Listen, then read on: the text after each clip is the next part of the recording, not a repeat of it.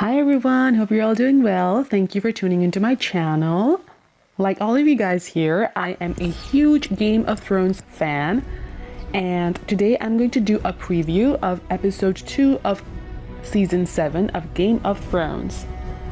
In this video, I'm going to talk about everything we can expect from this episode. A Reddit member has posted a breakdown of episode 2. He has written a detailed post describing almost every scene from season 7, episode 2, and it emphasizes the leaked plots. I'll leave the Reddit post link in the description so you can go and check it out. I'll be talking about this post throughout the video, so strong spoiler warning.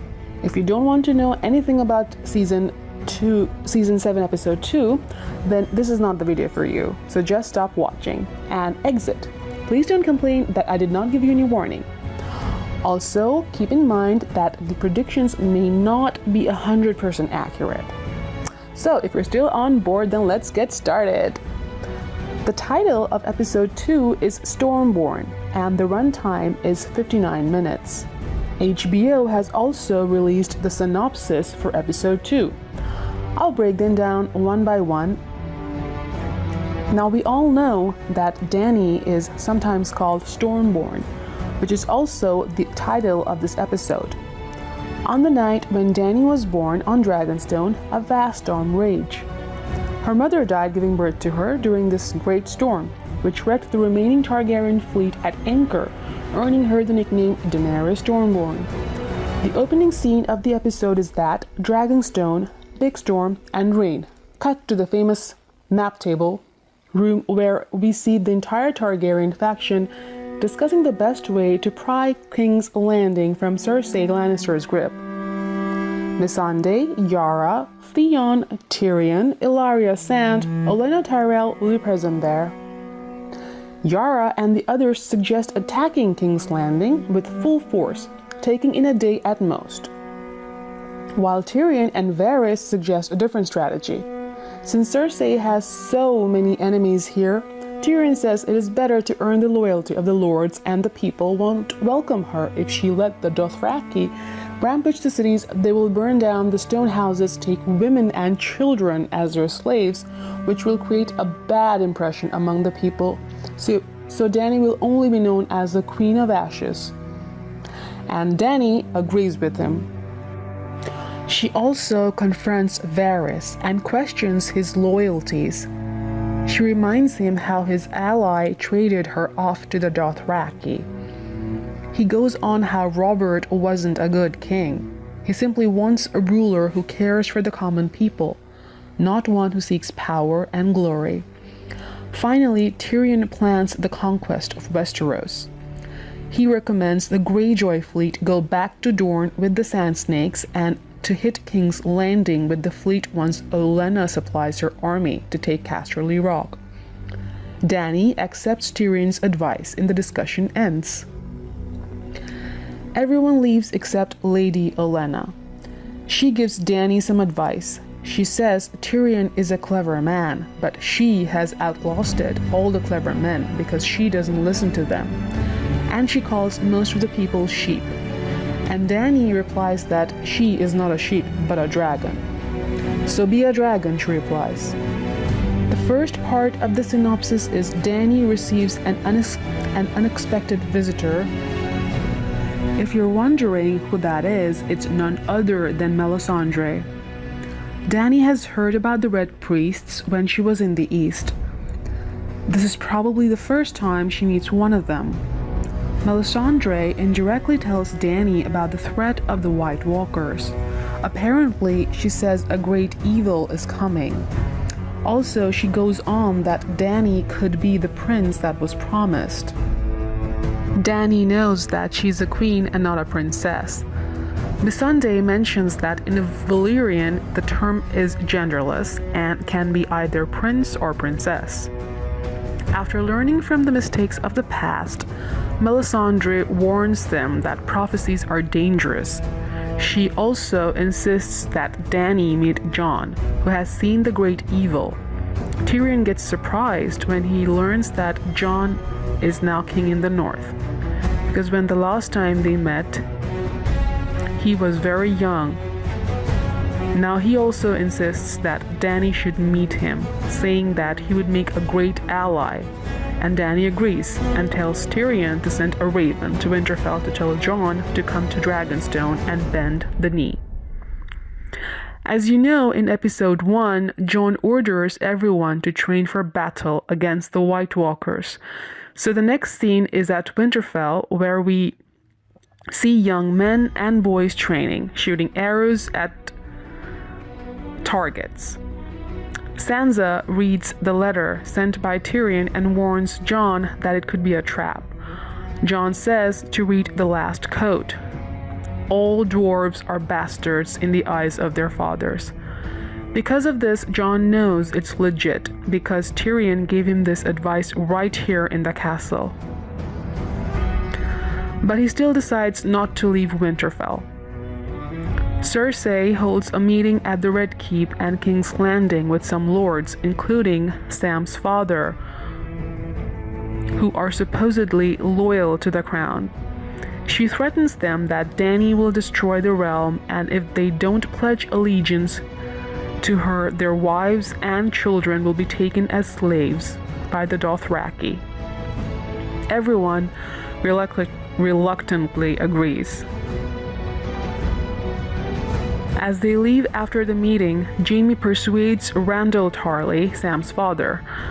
He offers him a high position in exchange for his military expertise.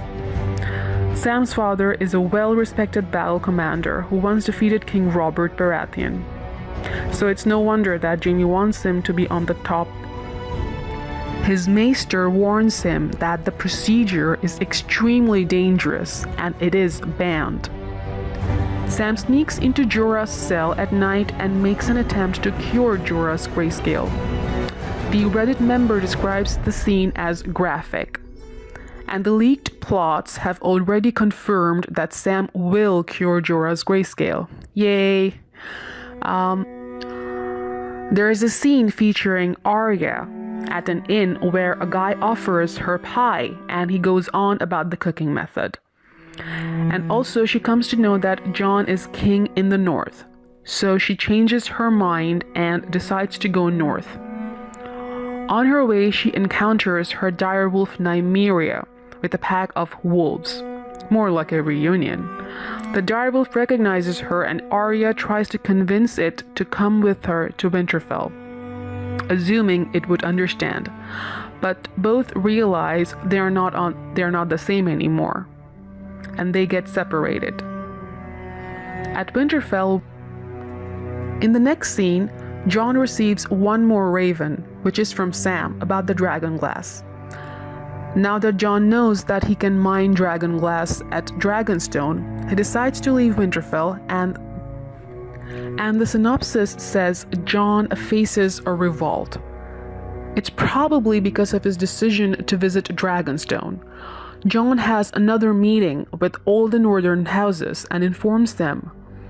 The Northerners will heavily oppose the idea of him leaving Winterfell. Both Lyanna Mormont and Sansa disagree. The Knight at the Vale warns him that a Targaryen cannot be trusted. The funny thing is Jon himself is a Targaryen.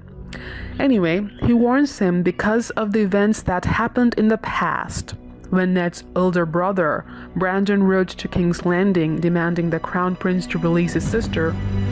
The Mad King imprisoned him.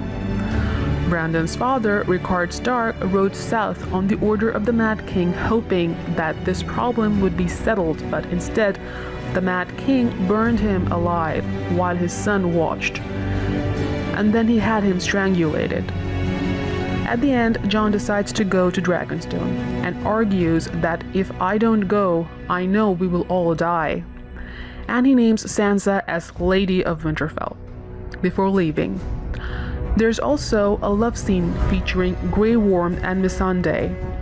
She's upset that he's going to war. The final scene is the epic sea battle between the Greyjoys. Euron and his men destroy Yara's fleet during a sea battle. He takes her prisoner and kills 2 of the Sand Snakes, one strangled and the other hung from the front of the boat. and takes Ilaria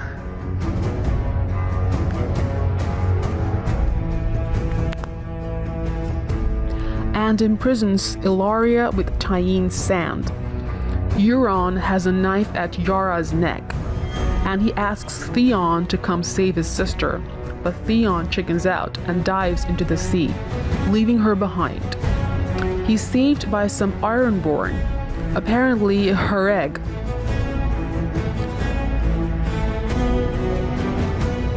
At Winterfell, we have Jon at the crypts looking at a statue of Ned Stark. Littlefinger is also present there and says, "I liked Ned Stark. It was too bad what happened to him." Jon replies, "You're not supposed to be here." Littlefinger apologizes and claims that he just wanted to talk with him since he hasn't had the chance yet. But Jon doesn't want any business with him. Littlefinger suggests a thank you should be in order for saving him at the battle. Littlefinger goes on about Ned, his love for Catelyn, and Sansa. Jon gets furious and attacks him and warns him not to mess around with Sansa, or else he'll kill him. In the next scene, Jon receives one more raven.